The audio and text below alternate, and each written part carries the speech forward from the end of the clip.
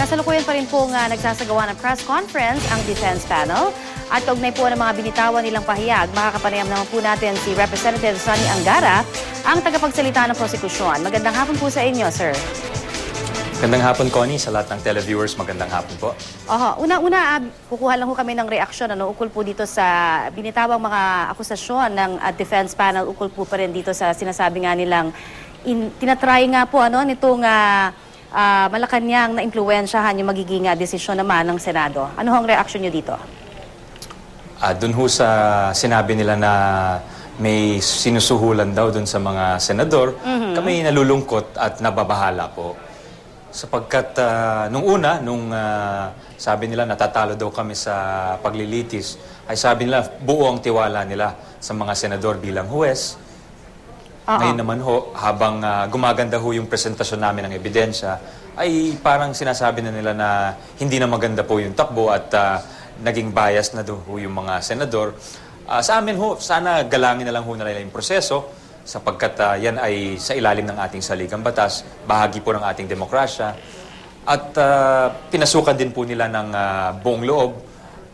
Sana sagutin na lang po nila yung mga paratang natin. Ang issue po dito ngayong araw, Connie, ay yung mga dollar accounts. Alright. Representative Angara, meron kasing akusasyon din ng defense panel na nagkakaroon ng fishing expedition on the part of the prosecution. Dahil ang tingin po nila ay wala pa naman talaga kayong ideya to begin with bago niyo isinampa yung kasong ito at yung mga evidences na lumalabas, kumbaga ngayon nyo pa lang din pinag-aaralan at talagang walang naging basihan to begin with yung inyong naging akusasyon. Reaction po?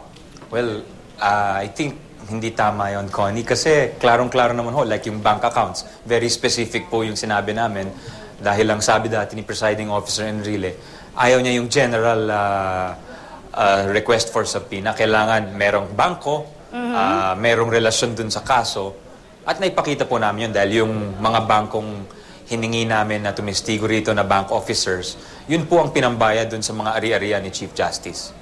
Alright. Meron ho ba tayong mga syempre susunod na hakbang? Halimbawa po, magkaroon nga ho talaga ng pagdedesisyon ngayon ang Senado kung bubuksan nga ang naturang dollar account, ano ho ang magiging hakbang natin and ano rin ang magiging backup plan naman natin just in case sundin po nila ang TRO ng Supreme Court?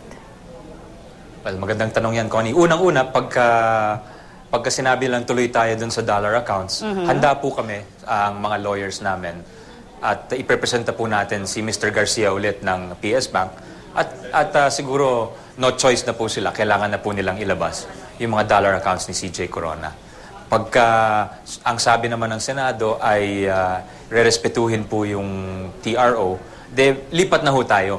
Tatapusin na ho natin yung Article 2, tapos lipat na ho tayo sa Article 3. Meron din ho tayong testigo dyan. Alright, so inaasahan natin na itong lalabas na desisyon maya-maya, kaya lahat kami nag-aabang din ang buong bansa ngayon. Kaya magpapasalamat na kami sa inyong oras at sa inyong pagbibigay sa amin ng inyong opinion. Maraming salamat kay Representative Sonny Angara, ang tagapagsalita naman ng prosekusyon.